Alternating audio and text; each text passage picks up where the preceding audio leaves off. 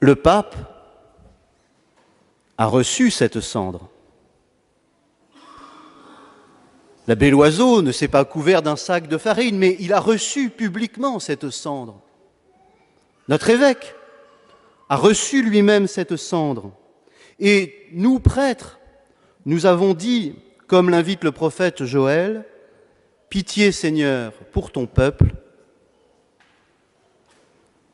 qui blasphème sans bruit et qui t'a oublié. » Seigneur, avons-nous ajouté, à nous la honte au visage, à nos rois, à nos chefs, à nos pères, parce que nous avons péché contre toi. Ô Seigneur, notre Dieu, les miséricordes et les pardons, car nous l'avons trahi. Et cette vieille Europe, en recevant les cendres, en entrant dans le carême, nous confessons notre péché, bien entendu, mais nous manifestons surtout que tout,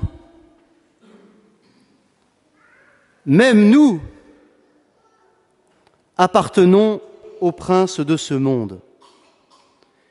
Et il semble qu'il faille absolument tout lui arracher.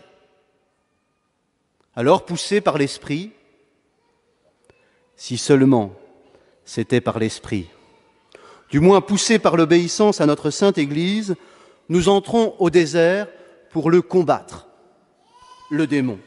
Et certains sourient déjà à cette idée. Le diable en tête, un peu comme le croque-mort de Lucky Luke, quand vous vous apprêtez à rentrer dans le saloon du bar. Ce n'était pas le Graal, mais c'était le désert. Le diable se frotte les mains en disant « Cet homme se croit bien fort, mais il est si petit, surtout quand il est dominicain, peut-être un peu moins qu'un jésuite, mais après tout, c'est le diable qui parle. » Pourtant, nous entrons quand même dans le saloon, enfin dans le désert, parce que un d'entre nous, un homme, un seul il est vrai, mais un homme, un vrai, a combattu le Satan et l'a vaincu. Matthieu nous en a fait le récit.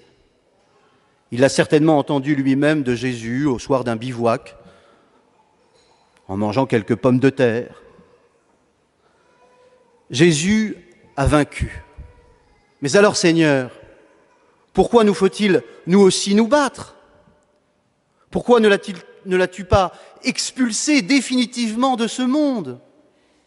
Tu l'as vaincu pour toi, pour la Sainte Vierge, pour Mère Teresa, pour le Padre Pio, mais pour moi. Il me bat et me bat encore. Oui, le Christ Jésus a vaincu, mais il faut encore que sa victoire soit proclamée et soit reçue dans les âmes. Toute place, dit Raïssa Maritain, toute place que cette parole n'a pas touchée, l'usurpateur l'occupe encore. Tout temps qui n'est pas racheté demeure un jour mauvais. La victoire de Jésus, perpétuée ce matin à la messe, est un autre temps. C'est un maintenant, mes frères, un maintenant qui, pour le coup, va tout changer. Voici maintenant le jour du salut. C'est le maintenant de l'éternité qui vient à nous par la prière incessante des moines, des saints, mais aussi des pères de famille, par la prière des mères, par la prière des enfants, par la prière de tous les adorateurs qui rachètent l'espace et le temps comme point par point, instant par instant. Mais au lieu de cela, beaucoup, même des prêtres, qui étaient censés répandre le royaume dans leur cœur et autour d'eux, ont trahi ils sont passés de l'autre côté du camp. Et avec le diable, comme Pierre en son temps, il donne à Jésus des coups. Il met Jésus à l'épreuve, un coup au ventre, un coup à la tête, un coup au cœur, un coup au ventre. Parce que bien des fois, nous avons confondu l'amour absolu avec un bon magret de canard. Parce que nous avons cru bien des fois que devant nos échecs, on pouvait se réfugier dans le désir sexuel. Nous avons capté notre entourage. Nous avons voulu le prendre. Nous nous sommes fait du mal et avec nous, nous avons offensé Jésus. Un coup à la tête. Parce que bien des fois, nous mettons le Seigneur à l'épreuve. Oh, nous croyons en lui, ou plutôt, nous croyons qu'il existe. Mais nous le regardons en l'analysant, en le coupant par tous les morceaux, en lui demandant de nous expliquer, point par point, les mystères de notre vie. Nous le mettons à l'épreuve comme on met à l'épreuve scientifique quelqu'un, comme s'il était un objet d'étude. Nous ne l'adorons pas. Nous ne lui faisons pas confiance. Nous le questionnons. Nous le mettons en procès. Nous le regardons derrière une vitre.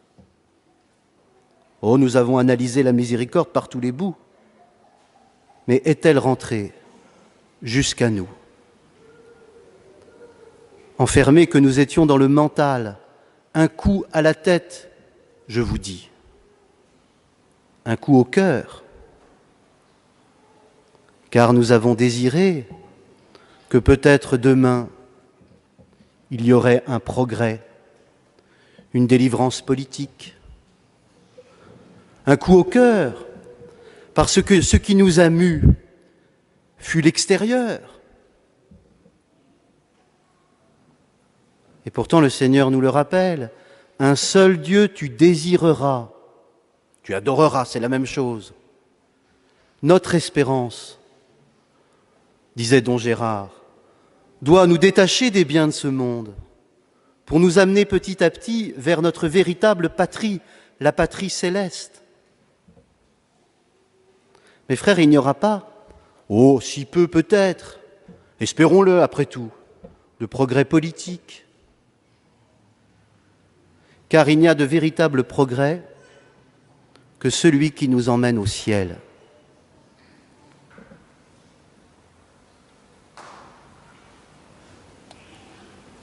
Des coups. Nous lui avons donné des coups. Et mes frères, cela lui fait de la peine. Marie elle-même, à Fatima, à Lourdes, à Pontmain, à la Salette, pleure des péchés de ces prêtres, de ces chrétiens, de ces Français. Mais notre Seigneur me susurre à l'oreille, tu rêves d'un carême politique, tu pleures ton propre péché, mais tu rêves, mon pauvre vieux. Oh, tu as raison de désirer des progrès. Tu as raison de pleurer ton propre péché. Mais pourquoi te désoler, ô mon âme, et gémir sur toi? Espère en Dieu. J'ai vaincu le monde. Oh, bien sûr, tu n'auras pas de carême médiatique, car je te l'ai dit, il faut jeûner en secret. Il faut prier en secret. Et il faut faire l'aumône du fond de ton cœur, car c'est du fond de ton cœur que je te sauverai. C'est du fond de ton cœur que je combattrai avec toi le Satan. Demeure en moi, et je demeurerai en toi. Non, l'horizon de notre carême, mes frères, n'est pas mon petit péché dans mon gros moi, ou mon gros péché dans mon petit moi. L'horizon de mon carême est politique. Je prends sur moi les épreuves du Christ, dit saint Paul, pour son corps qui est l'Église. Je combattrai avec lui le bon combat de la foi et de la charité pour tous mes frères, à commencer par moi-même. Amen.